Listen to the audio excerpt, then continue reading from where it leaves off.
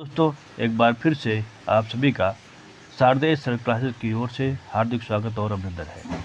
हम लोग PYQ series में चर्चा कर रहे थे भारतीय संविधान से संबंधित प्रश्नों पर। आइए उसी क्रम में आगे बढ़ते हैं। पहला प्रश्न है, उच्चतम न्यायालय द्वारा मृत्युदंड से दंडित किसी व्यक्ति के मामले में राष्ट्रपति को दंड अपास्त करने की शक्ति है, राष्ट्रपति को दोष सिद्धि अपास्त करने की शक्ति है, राष्ट्रपति को कोई शक्ति प्राप्त नहीं है, राष्ट्रपति को क्षमा प्रदान करने की शक्ति है। MPAPO 1995 में पूछा गया है इसे। उत्तर है डी आपसे, यानी कि राष्ट्रपति को क्षमा प्रदान करने की शक्ति है। अगला प्रश्न है, उच्चतम न्यायालय ने निम्नलिखित में से किस निर्णय में अवधारित किया कि अनुच्छेद 72 तथा 161 के अंतर्गत दाखिल की गई दया याचिकाएं उनकी प्राप्ति के 3 माह के भीतर निस्तारित कर दी जानी चाहिए, क्योंकि अवांछित देरी न्याय व्यवस्था में विश्वास को कम करती है। ऑप्शंस हैं कुलजीत सिंह बनाम लेफ्टिनेंट गवर्नर दिल्ली, मारूराम बनाम भारत संघ, शेर सिंह बनाम भारत संघ, केहर सिंह बनाम भारत संघ। UPCJ 2013 में पूछा गया है इसे। उत्तर है सी आपसे, यानी कि शेर सिंह बनाम भारत संघ। अगला प्रश्न है, संविधान के अनुच्छेद 72 में प्रदत्त दंड को क्षमा, प्रविलंबन, विराम या परिहार करने की शक्ति भारत के राष्ट्रपति द्वारा प्रयोग की जाती है। प्रधानमंत्री की सलाह पर, संघ का प्रमुख होने के कारण स्वतः, मंत्रिमंडल की सलाह पर, विधि मंत्री की सलाह पर। MPCJ 2013 में पूछा गया है इसे। उत्तर है सी ऑप्शन, यानी कि मंत्रिमंडल की सलाह पर। निम्नलिखित में से किस मामले में राष्ट्रपति को क्षमादान की शक्ति प्राप्त नहीं होती? ऑप्शन है सेना न्यायालय द्वारा दंड के सभी मामले, भारत के राज्य क्षेत्र में कारित सभी अपराध, संघ की तथा संवर्धित सूची के अंतर्गत सभी विधियों के विरुद्ध अपराध, मृत्युदंड का क्षमादान। UPPCS प्री 2009 में पूछा गया है। उत्तर है बी ऑप्शन, यानी कि भारत के राज्य क्षेत्र में कारित सभी अपराध।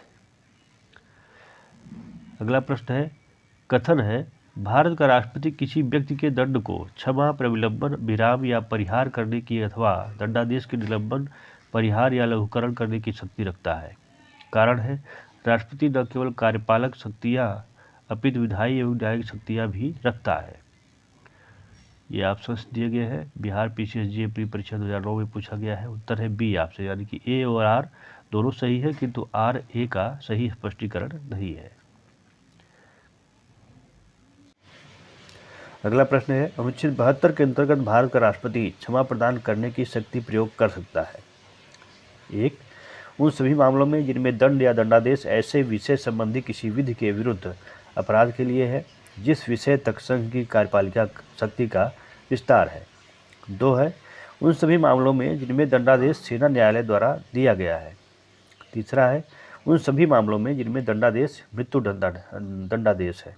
4 है उन सभी मामलों में जिनमें दंडादेश आजीवन कारावास है। नीचे दिए गए कूट की सहायता से सही उत्तर चुनिए।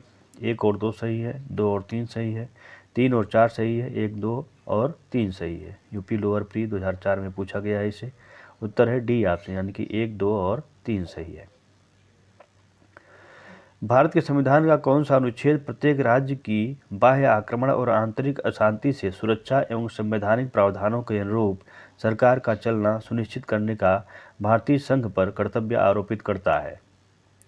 अनुच्छेद 256, अनुच्छेद 257, अनुच्छेद 355, अनुच्छेद 356। UP लोअर स्पेशल 2003 में पूछा गया है इसे। उत्तर है इसका सी ऑप्शन, यानी कि अनुच्छेद 355।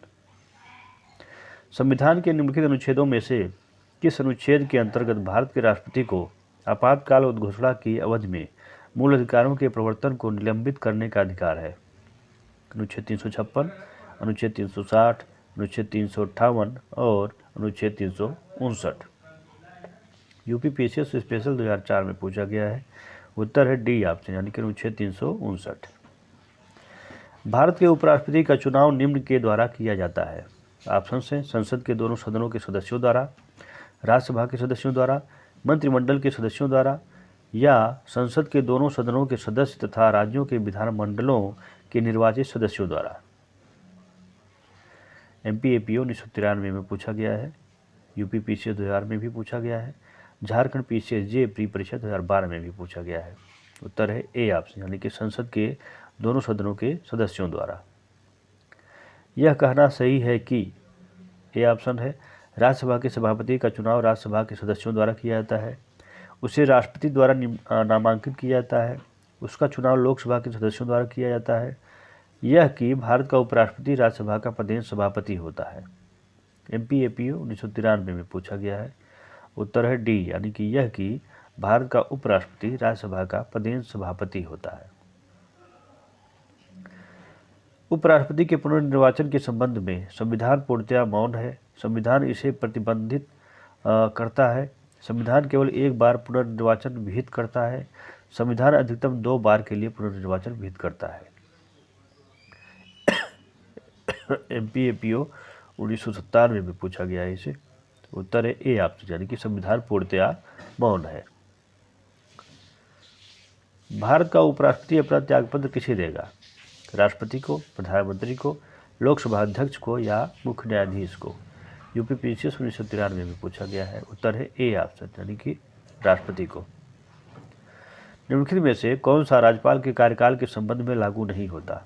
राज्यपाल राष्ट्रपति के प्रसाद पर्यंत अपना पद धारण करेगा। राज्यपाल के पद के लिए न्यूनतम आयु 32 वर्ष होगी।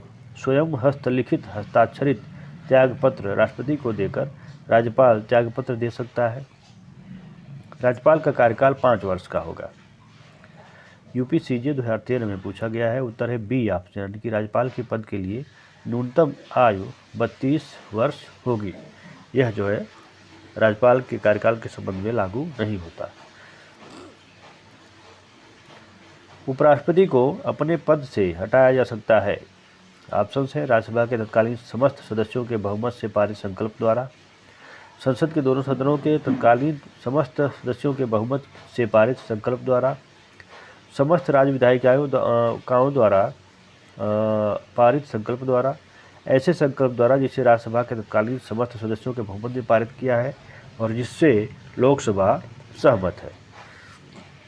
उत्तर है डी ऑप्शन, यानी कि ऐसे संकल्प द्वारा जिसे राज्यसभा के तत्कालीन समस्त सदस्यों के बहुमत ने पारित किया है और जिससे लोकसभा सहमत है। MPAPO 1993 में पूछा गया है इसे। कथन है संसदीय प्रणाली की सरकार एक उत्तरदायी सरकार होती है। मंत्रिपरिषद लोकसभा के प्रति सामूहिक रूप से उत्तरदायी होगी। ऑप्शन से नीचे उत्तर देख लेते हैं। उत्तर ए है, यानी ए और आर दोनों सही है तथा आर ए की सही व्याख्या करता है। ए है, संसदीय प्रणाली की सरकार एक उत्तरदायी सरकार होती है और इसकी व्याख्या कर रहा है मंत्रिपरिषद लोकसभा के प्रति सामूहिक रूप से उत्तरदायी होगी। UP PCS 2000 में पूछा गया, 2004 में पूछा गया इसे। नीचे 2 कथन दिए गए हैं, एक को कथन ए और दूसरे को कथन आर कहा गया है। कथन है भारत में प्रधानमंत्री की मंत्रिमंडल में प्रधान स्थिति होती है। कारण है भारत गठबंधन सरकार के युग की ओर बढ़ रहा है। उत्तर देखते हैं इसका सी, यानी कि ए और आर दोनों सही है परंतु आर ए की सही व्याख्या नहीं करता है। UP PCS 2001 और 2006 में पूछा गया है इसे। प्रधानमंत्री अपने पद पर राष्ट्रपति के प्रसाद पर्यंत बना रहता है। ऐसा कहा जाता है परंतु वास्तव में वह अपने पद पर तब तक बना रह सकता है जब तक उसे जनता का विश्वास प्राप्त है, लोकसभा का विश्वास प्राप्त है, उस दल का विश्वास प्राप्त है जिसका वह सदस्य है, संसद का विश्वास प्राप्त है। MPAPO 2008 में पूछा गया है। उत्तर है बी, यानी कि लोकसभा का विश्वास प्राप्त है। भारत के प्रधानमंत्री के वेतन एवं भत्ते निश्चित किए जाते हैं संविधान द्वारा, कैबिनेट द्वारा, संसद द्वारा, राष्ट्रपति द्वारा। MPAPO 2008 में पूछा गया है। उत्तर है सी, यानी कि संसद द्वारा। मंत्रीगण को उनके विभागों का आवंटन किया जाता है राष्ट्रपति द्वारा, स्पीकर द्वारा, प्रधानमंत्री द्वारा या इनमें से कोई नहीं। MPAPO 2008 में पूछा गया है। उत्तर है ए ऑप्शन, यानी कि राष्ट्रपति द्वारा। प्रशासनिक प्राधिकरण अधिनियम 1985 के अंतर्गत राज्य प्रशासकीय प्राधिकरण का गठन कौन कर सकता है? भारत का राष्ट्रपति, उच्चतम न्यायालय, संसद, संबंधित राज्य सरकार। UPCJ 2012 में पूछा गया है। उत्तर है ए ऑप्शन, यानी कि भारत का राष्ट्रपति। वित्त आयोग में अध्यक्ष सहित सदस्यों की संख्या होती है 3, 4, 5 या 7। MPAPO 2008 में पूछा गया है। उत्तर है सी, यानी कि 5।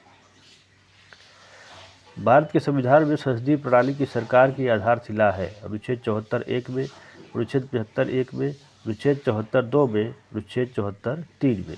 यूपीपीसीएस 2004 और 2008 में पूछा गया है इसे।